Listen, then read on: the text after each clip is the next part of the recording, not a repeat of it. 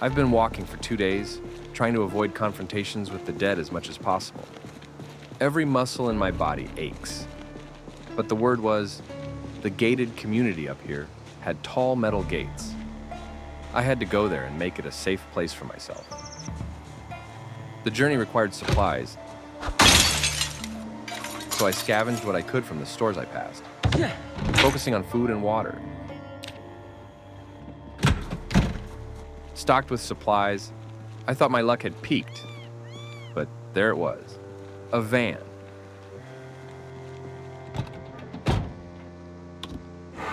The tank was dry, but it came with a solution. A gas can in the back.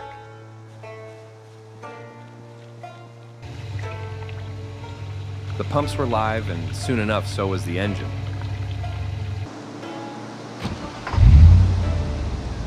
The relief of not having to walk anymore was incredible. Now, I could finally get to those gates. I scouted the area and settled on a house furthest from the main street.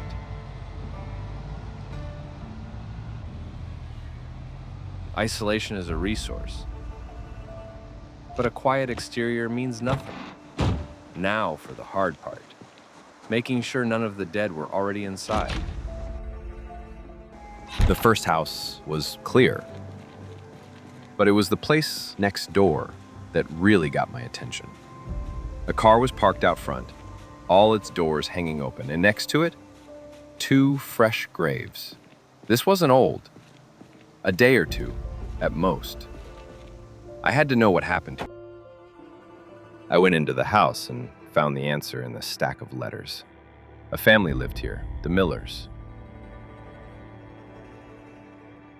The parents went looking for food, got bit, and killed themselves so their daughter wouldn't have to. Sarah buried them. She left her own note, saying she was heading to the military camp near Rosewood to find her boyfriend. A long shot, but she had a plan. Once I understood what happened here, everything shifted. This wasn't just some random house anymore. It was Sarah's last known position.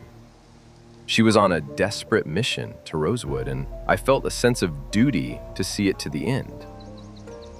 I had to follow her trail. I had to know her fate.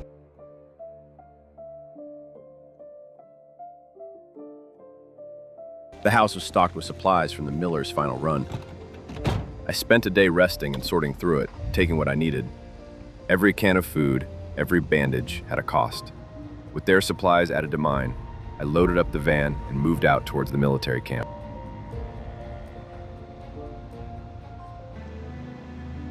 The journey itself was peaceful. The roads were clear of the dead, and the scenery was calm. It almost felt easy. But the reality of the situation is written in the wreckage along the road. Every car crash was a tombstone from the day the world fell apart, a reminder of what I was driving into. The only stop was for fuel, siphoned from cars on the roadside.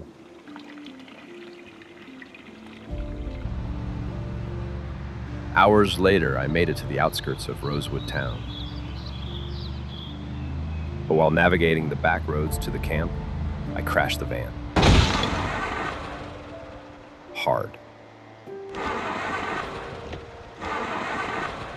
She wasn't starting again. So be it. I grabbed my gear from the wreck. The rest of the way would be on foot. Back to basics. Again.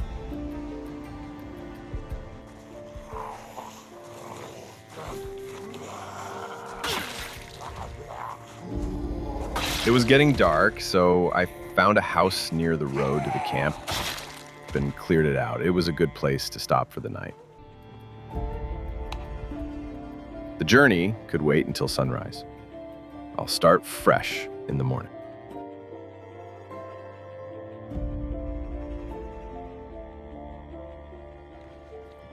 Next morning, after a quick bite, I was moving again.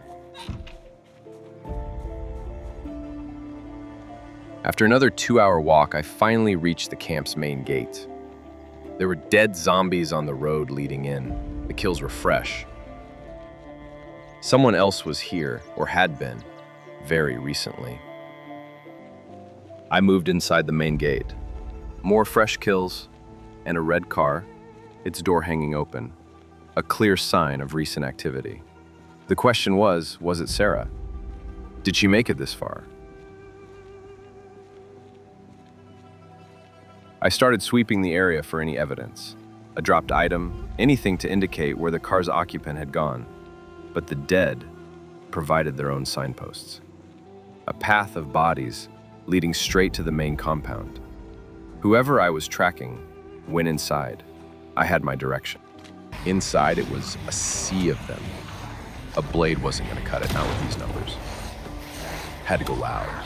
I brought the shotgun up and got to work, keeping my distance, letting them walk into the spread.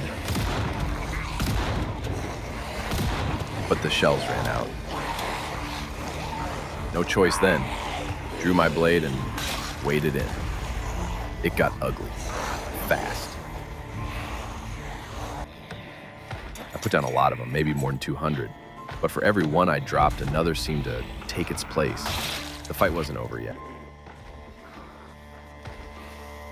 In the middle of the fight, through the sea of bodies, I saw it. A tool shed off to the side. There were more of them down outside it, the same fresh kills I saw at the gate. It was the right trail. Whoever I was tracking, they were in there. That shed became my new priority. I ignored the wider horde and started clearing a path directly to it.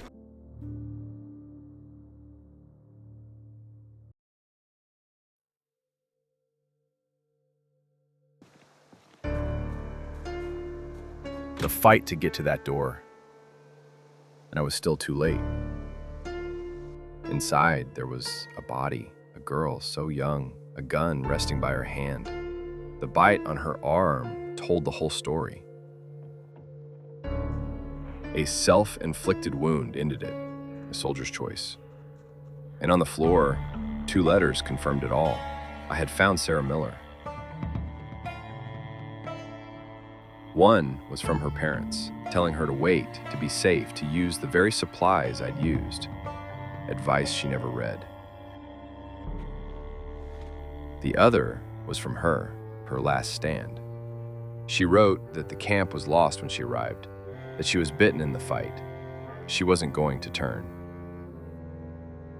All that left was for me to head on back.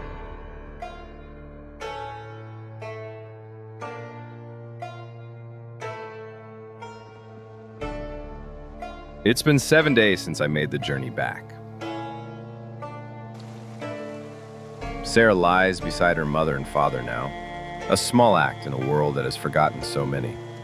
Maybe it's the veteran in me, but leaving her there felt wrong. Completing her story doesn't feel like an ending. It just proves how many more are out there. Every town has houses like that one, full of last words and final plans. Sarah's story is one that will be remembered. But there are more.